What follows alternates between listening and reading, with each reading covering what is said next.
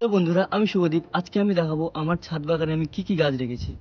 তো আমি আমার ছাদ বাগানটাকে কিছু ব্লকে ভাগ করেছি, যেমন A B C D এরকমই। আমি এ ব্লকে রেখেছি এই গাছগুলোকে, যেইগুলো খুব সুগন্ধি হয়, তাই জন্য আমি এখানে এ ব্লকে এইগুলোকে রেখেছি। সবার প্রথম রেখেছি এই লিলি, দেখতে পাচ্ছি এটা হচ্ছে মিনি লিলি।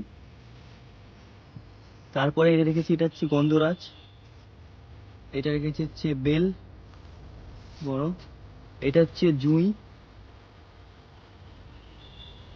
এটা হচ্ছে তারামণি। এটা হচ্ছে লিলি, যেটা নর্মাল যেটা হয়। এইখানে দেখো আরেকটা লিলি, যেটা হচ্ছে মিনি সাইজের হয়। ওটা যেটা ছিল ওটা হচ্ছে সাদা কালারের, আর এটা হচ্ছে লাল কালারের হয়। ওকে, আর মাঝখানে মাঝখানে কটা ছোটো ছোটো টব রেখেছি, যেটা হচ্ছে এটা হচ্ছে একটা পাতাবাহারের গাছ, যেটা এই নর্মালি আমাদের এইদিকে পাওয়া যায় না, এটা বাইরে থেকে আনা।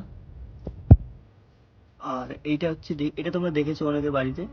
এটা হচ্ছে একটা পাতাবাহার, এটা ভেলভেট কালারের, পিছন দিকটা ভেলভেট কালার, আগের দিকটা এরকম সবুজ।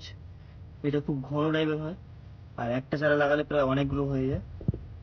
এটা হচ্ছে লাস্ট ফুল এ ব্লকের, যেটা হচ্ছে রঙ্গন, যেটা সাদা কালারের হয়। সাদা কালারের ফুল, এখনো ফুল আসেনি।